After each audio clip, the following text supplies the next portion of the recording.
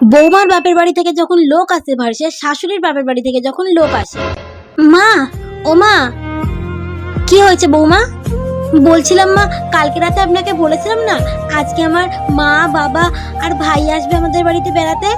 ও, আমি তো ভুলেই গেছিলাম বৌমা, আজকে তোমার মা বাবা ভাই আসবে এই বাড়িতে ঘুরতে।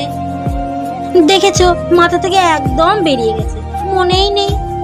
তাই বলছিলাম আজকে কি রান্না করব, বাবাকে একটু বলুন না বাজার থেকে একটু মাছ মাংস এনে দিতে। আসলে আমার ভাই না মাছ মাংস ছাড়া একদম খেতে পারে না। কি রান্না করবে ভেবে? আমি ভেবেছি ওই একটু মাছের ঝাল করব, মাংস রান্না করব, ডাল আর তার সাথে ভাজা, টমেটোর চাটনি, এগুলোই করব। অনেকদিন পর আমার মা বাবারা তো ঘুরতে আসছে বাড়িতে, তাই ভেবেছিলাম এগুলোই করব।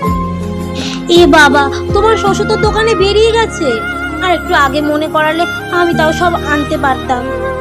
আর তোমার শ্বশুর ফোনটাও বাড়িতে ফেলে রেখে গেছে, কি করে যে বলি। তাহলে আপনি আমায় টাকা দিন, আমি বাজার থেকে নিয়ে আসছি মাছ মাংসগুলো। না না বৌমা, এবারের বউরা না কখনো বাজারে যায় না, বুঝেছো? তোমাকে যেতে হবে না। আচ্ছা একটা কাজ করো, কালকে তোমার মেয়ে এসেছিল, কালকেই তো বাড়িতে অনেকটা মাংস রান্না হয়েছে। কালকের রান্না করা কিছু মাংস বেঁচে গেছিল, ওটা ফ্রিজে আছে না? হ্যাঁ মা, কালকে রান্না করা কিছুটা মাংস তো বেঁচে আছে, ওটাকেই একটু গরম জল দিয়ে একটু বেশি করে নুন হলুদ দিয়ে আর একটু বেশি করে ঝোল করে ওটাকেই রান্না করো, ঠিক আছে? আর একটু শুটকি মাছ আছে, ওটাকেই একটু মূলো দিয়ে ভালো করে কষিয়ে রান্না করো।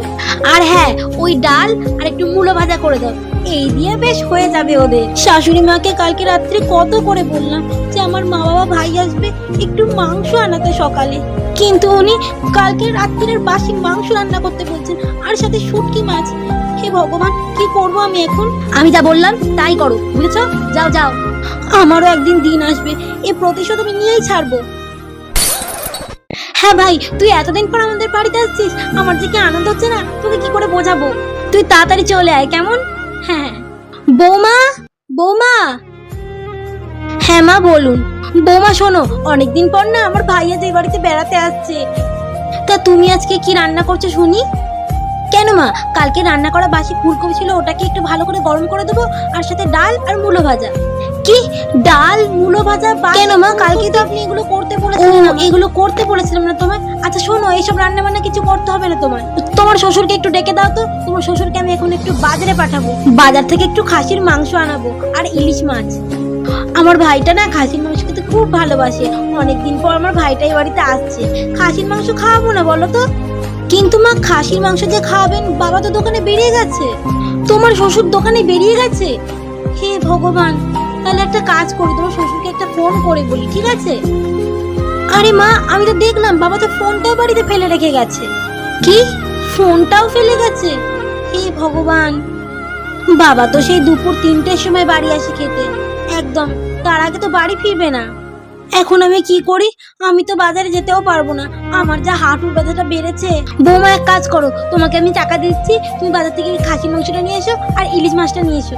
আপনি তো সেদিনকে বললেন এবাড়ির বউরা বাজারে যায় না কখনো বাজার করতে, আমি কি করে যাই বলুন তো? হ্যাঁ, এ বাবা, এ তো আমার কথা আমাকেই ঘুরিয়ে দিচ্ছে। হে ভগবান, এবার আমি কি করি? ভাইটাকে একটু ভালো মন্দ খাওয়াতে পারবো না? মা, আপনি না কোনো চিন্তা করবেন না, আমি মামা শ্বশুরের জন্য ওই তো শুটকি মাছ আছে একটু, ওটাকেই মূলো দিয়ে ভালো করে কষিয়ে রান্না করে দিচ্ছি। আর ডাল আর সাথে মূলো তো ভাজছি, আর দুটো মূলো বেশি করে কেটে ভেজে নেব। আর কালকের ওই ফুলকপিটাকে এমন গরম মশলা টসলা দিয়ে ভালো করে রান্না করবো না, মনে হবে একদম টাটকা। ঠিক আছে মা, আপনি কোনো চিন্তা করবেন না, আমি রান্না বান্না সব সেরে নিচ্ছি। আমি তো ভাইটাকে ফোনে বলেও দিলাম যে ওর জন্য খাসির মাংস রান্না করছি, এবার এসে যদি দেখি আমি ওর জন্য মূলো আর শুটকি মাছ রান্না করেছি, আমাকে কি ভাববে? আপনি এখানে আরাম করে বসে থাকুন, ঠিক আছে মা? হ্যাঁ, আমার ভাইকে আমি এসব খাওয়াবো? আমার ভাইটা কতদিন পর এ বাড়িতে আসছে, আমি ভাবলাম কত শখ করে একটু খাসির মাংস রান্না করে খাওয়াবো, কিচ্ছুটি হলো না। এবার বুঝতে পেরেছো তো মা, নিজের লোকেরা যখন আসে তখন একটু ভালো মন্দ না খাওয়াতে পারলে মনের ভেতরটা ঠিক কেমন হয়? আমারও ঠিক এমনই হয়েছে।